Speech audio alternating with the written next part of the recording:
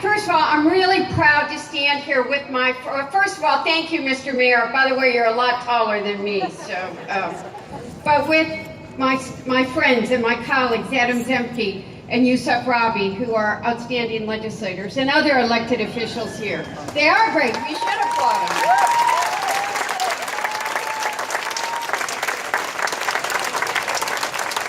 You know, and like the other speakers, the mayor was very good and prepared because he had a couple hours. I didn't know I was speaking until I got here. So you're about to get Debbie Dingell from the heart.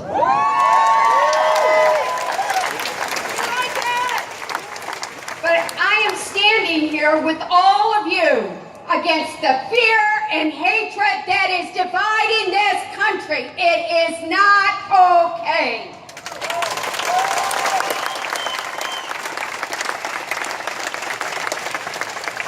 And we must stand against racism in every form. And that is a message we must send very loud and clear tonight. You know, and as I say that, I am reading my husband's tweet of last night, which, by the way, it's from John Dingell, the Twitterer, at 91, said, I signed up to fight the Nazis 73 years ago, and I'll do it again if I have to.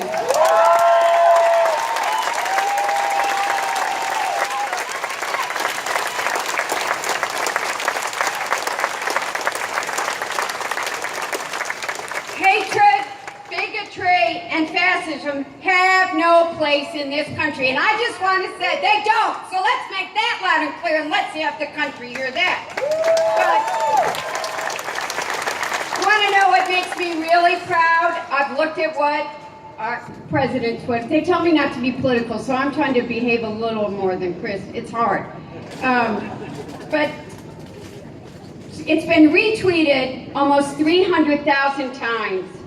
And it's been liked 700,000 times. A lot more than the President of the United States Twitter, which was unacceptable yesterday when he did not stand up against the hatred that we saw in Charlottesville.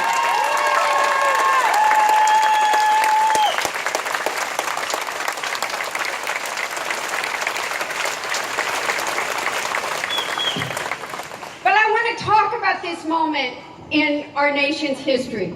Because what we saw in Charlottesville is deeply disturbing. But we need to have it raise our consciousness.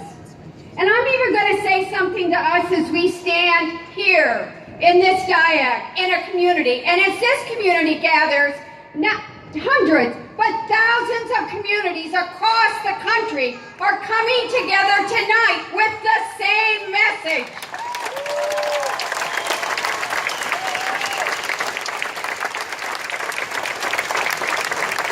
Before I came here, I was in Dearborn, where again, within a matter of a few hours, hundreds of people came together to send that same message. Yet as I stood in Dearborn and I listened to the rabbi, I thought of the story that I've not heard once. The first time I heard it, I was upset, and I shared it with many of you here. But I keep hearing it and hearing it, and I hear it from the little children who are scared to death. These are American citizens. They're second and third generation children, afraid that someone is going to knock on the door in the middle of the night, drag their families, and send them someplace they'll never be heard from again, or deport them from this country.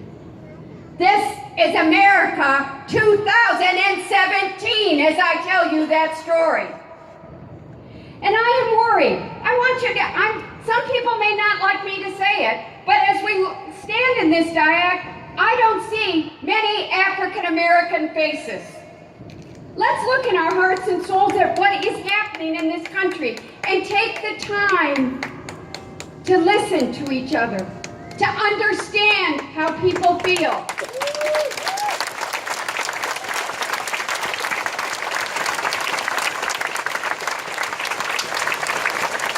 That's the message. I've learned from my husband, his father said it to him. God gave us 2 ears and 1 mouth for a reason. We don't take enough time to listen and understand how people feel. If you're an African American male in this country, you've got the odds stacked stacked against you, a lot more than any of us ever really begin to think. African male is 5 times as likely to be imprisoned as a white male. I remember talking to one of my friends who actually many of you know, and I won't use his name because I didn't ask if it was okay. And he talked about when he was at U of D, how 3 of his best friends were African Americans, and they always made him drive. He said, why? I'm not allowed to drink. And they said, because they won't stop you and they'll stop us. We don't stop and think about those things.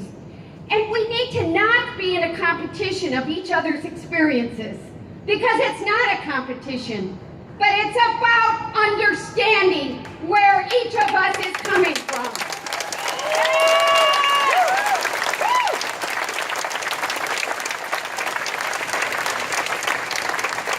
But I also want to talk to you, because I've been yelled at by probably people in this diag about my downriver constituents that voted for Donald Trump.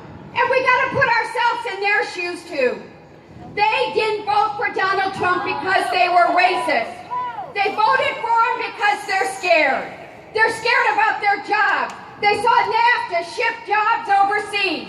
Teamsters that are in the Central Pension Fund and put money for a lifetime into their pensions are suddenly having their pensions cut by 70%, and they're scared. You know what? Listen to why they're scared. That's what's wrong. We have to listen to each other. That's not an excuse for violence. I don't agree with them, but I'm listening. Listen.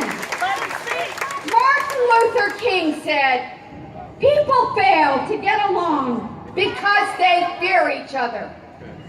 They fear each other because they don't know each other. They don't know each other because they've not communicated with each other. What about segregation? We cannot let fear and hatred and bigotry divide us. It isn't right. Well, we don't, but some do, and that's why we're here. But we can't, we've got to listen to one another. What did you say? You know, guys, I just want us, I'm never going to be silent. Martin Luther King says our lives begin to end the day we become silent about what matters. And I promise you, I'm never going to be silent.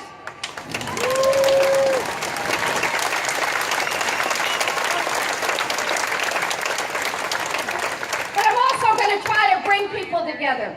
And I'm going to try to be a leader in saying the rhetoric, the meanness, the hatred that we see on social media. We need to be the voice that says, is that right? Let's stop. If you see behavior that's not right, be the person that says, that's not okay. Let's stop the bullying. Let's stop dividing us with fear and hatred. Let us remember, as the rabbi said, injustice anywhere is a threat to justice everywhere. But let us be the people that try to bring us all together. And remember that this country is wonderful. United we stand, divided we fall. Thank you very much.